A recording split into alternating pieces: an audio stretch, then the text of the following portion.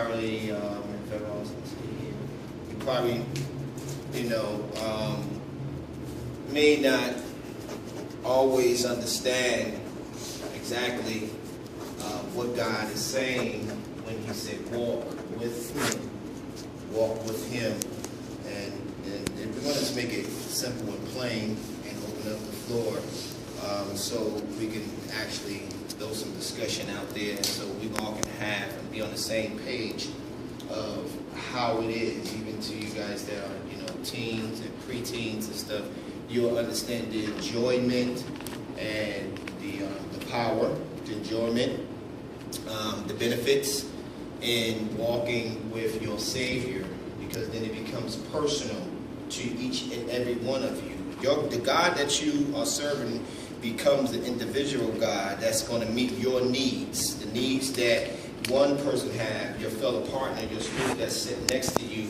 He has or she has a certain type of need, but their need that they are having taken care of may not necessarily is going to benefit what you are dealing with. You understand?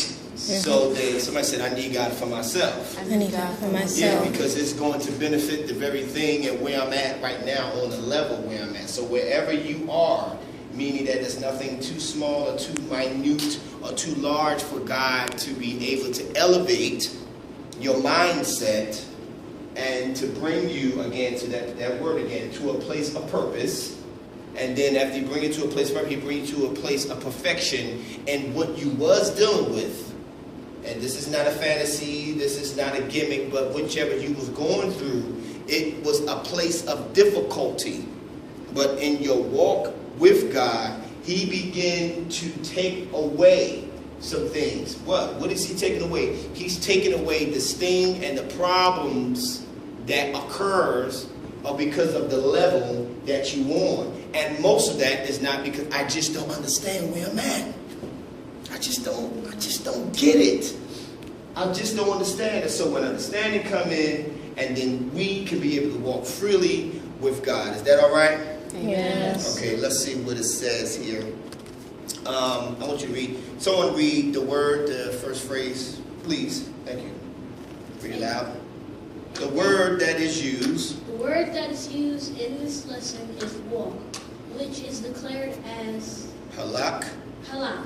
And let me explain this word, because this is what we're going to do in the living and walk with God. The word that declared in this lesson is going to be defining as this, halak, to be or have or to behave oneself. Somebody said to behave. To behave Oneself. oneself. So what we want to look at is how is my behavior compared to what God is asking for.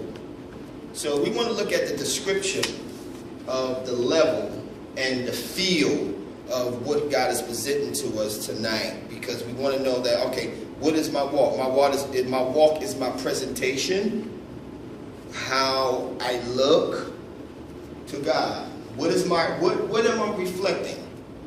If my life becomes a mirror, and then what am I reflecting? If I'm reflecting, what I'm reflecting, what's going to reflect off to me, and what is God is going to say on my behalf? Number 2, what does it say? Everybody together?